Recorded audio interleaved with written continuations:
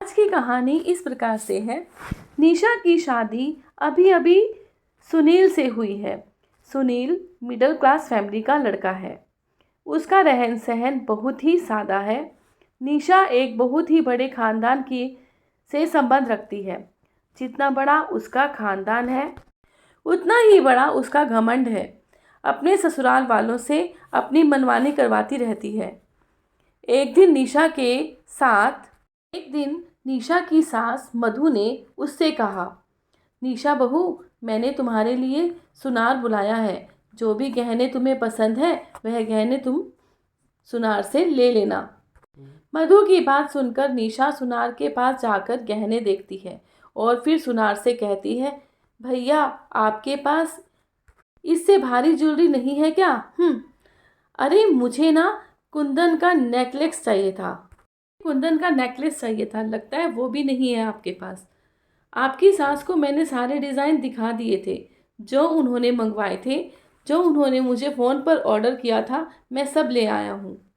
निशा कहती है, भैया आपको शायद पता नहीं है कि मैं किस खानदान से हूँ।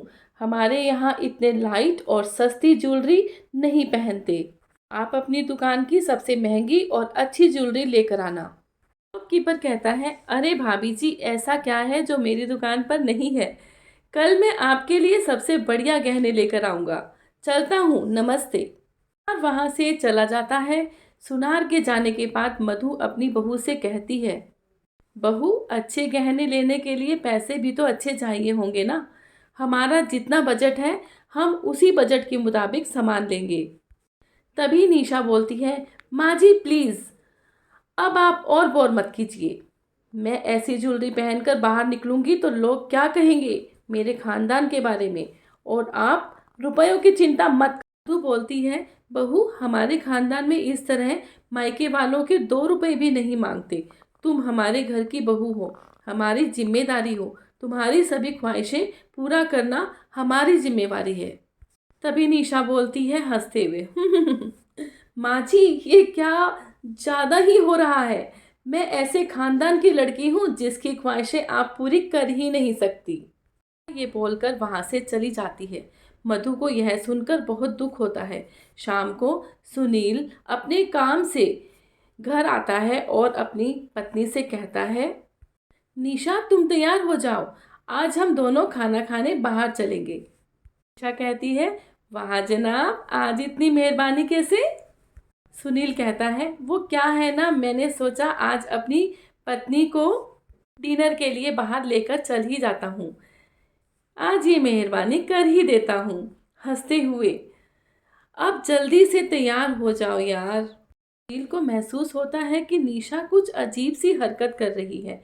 दोनों तैयार होके रेस्टोरेंट के लिए चल पड़ते हैं। वहाँ निशा को टोकते हुए कहता है, क्या कर रही हो निशा? बार बार तुम अपने हाथों पर चेहरा क्यों छुपा रही हो रीमा? बार बार अपने हाथों से चेहरा क्यों छुपा रही हो? कोई परेशानी है क्या? मुझको बताओ, हम कहीं और चल लेते हैं। निशा कहती है, सुनील, तुम्हें अपनी इज्जत की तो परवाह है नहीं, कम से कम मेरी इज्जत के बारे में तो सोच लिया करो। सुनील कहता है, क्या हो गया? पहेलियां मत बुझाओ, साफ साफ बताओ। निशा कहती है, अरे तुम होटल सनशाइन या होटल महाराजा में भी तो लेकर जा सकते थे। सुनील कहता है, निशा, तुम्हें पता भी है वो कितना महंगा है। मैं पूरे दिन की सैलरी भी दे दूँ ना, तब भी एक टाइम के डिनर के पैसे कम पड़ जाएंगे। है, पता है सुनील, मुझे अपने ऊपर ही गुस्सा आ रहा है। मैं तुम्हारे साथ आई ही क्यों? मुझे कितनी इंसल्ट फील हो रही है। अगर किसी ने तुम्हें और मुझे यहाँ देख लिया तो क्या इज्जत रह जाएगी मेरी और मेरे खानदान की। सुनील कहता है, क्या खराबी है इस होटल में? अच्छा खासा तो है। ईशा बोलती है, देखो सुनील, तुम्हें यहाँ बैठना है तो बैठो, मैं यहाँ का खाना तो दूर, पानी भी नहीं पी सकती यहाँ का। निशा उस होटल में बहुत ड्रामा करती है और सुनील को लेकर वहाँ से घर आ जाती है। उस दिन सुनील का पूरा मूड खराब हो जाता है और वो फैसला करता है वो अपनी बीवी के साथ अब कहीं भी नहीं जाएगा। सारी बात अपनी माँ मधु को बताता है और मधु सारी रात परेशान रहती है, उसे नींद नहीं आती और सोचते हुए अब तो कुछ करना ही पड़ेगा। तो सुबह का नाश्ता अपने बेटे के साथ कर रही होती है, तभी उसकी बहू वहाँ आती है। माँ, मेरा खाना कहाँ है? तो कहती है, मैंने सोचा तुम खानदानी हो, खानदानी लोग खाने में क्या क्या खाते होंगे। अगर तुमने ये खाना खा लिया तो तेरे खानदान की इज्जत का क्या होगा? ईशा कहती है, लेकिन की सास बोलती है, लेकिन वेकिन मत कर, जो तुम खाते हो वही बना ले। एक तो तेरे खानदान की इज्जत भी बची रहेगी और हमारी टेंशन भी खत्म हो जाएगी। निशा ये बोलकर वहां से चली जाती है। एक तरफ सुनील ऑफिस के लिए निकल रहा होता है और निशा उससे कहती है, सुनो सुनील, मैं भी तुम्हारे साथ चलती हूँ, तुम मुझे मेरी मम्मी पापा के घर छोड़ देना। अरे ये क्या कह रही हो? निशा, मेरे पास तो बाइक है, कार नहीं। अगर मैं तुम्हें बाइक पर लेकर जाऊंगा तो तुम्हारे खानदान की इज्जत का क्या होगा? जनाजा ही निकल जाएगा। नहीं नहीं, ये मैं नहीं होने दूंगा। तुम एक काम करो, तुम अपने लिए एक कार मंगवा लो। ठीक है, चलता हूँ, देर हो रही है। सुनील वहां से चला जाता है। निशा उसे देखती रह जाती है। निशा को समझ आ गया कि उसकी सास और सुनील ऐसा क्यों कर रहे हैं, लेकिन वो किसी से कुछ नहीं कहती। तभी निशा के मम्मी पापा उसके घर आते हैं। निशा की माँ उसकी सास मधु को पुकारते हुए कहती है, समधन जी, कैसी हो आप? मधु कहती है, मैं तो ठीक हूँ, आप सब कैसे हैं? निशा के पिता सुनील पुकारते हुए कहते हैं, सुनील बेटा, कैसे हो? तुम्हारा काम कैसा चल रहा है? सुनील कहता है, ठीक चल रहा है पापा जी। मधु कहती है, आप सब बैठिए, मैं आपके लिए चाय नाश्ता लेकर आती हूँ। मधु वहां से चली जाती है और कुछ देर 3-4 प्लेट वहां पर लगा देती है। प्लेटों में रखा सामान देखकर सब हैरान हो जाते हैं। मधु ने एक प्लेट में सोने के जेवर, एक प्लेट में चांदी के जेवर, एक प्लेट में नोट और एक प्लेट में सोने के सिक्के रखे हुए थे।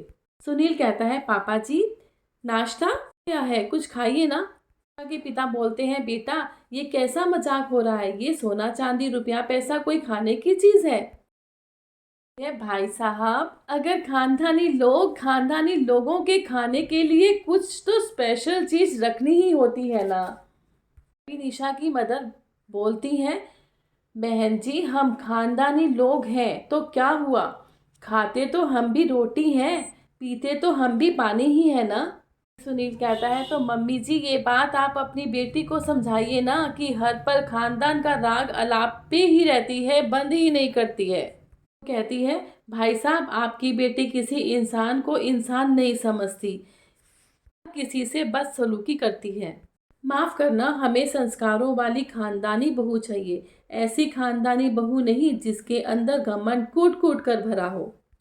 अपनी सास की बात सुनकर बहुत शर्मिंदा हो जाती है। निशा के माता पिता मधु से माफी मांगते हैं और अपनी बेटी को समझाते हैं। निशा चुपचाप खड़े होकर सबकी बातें सुनती है।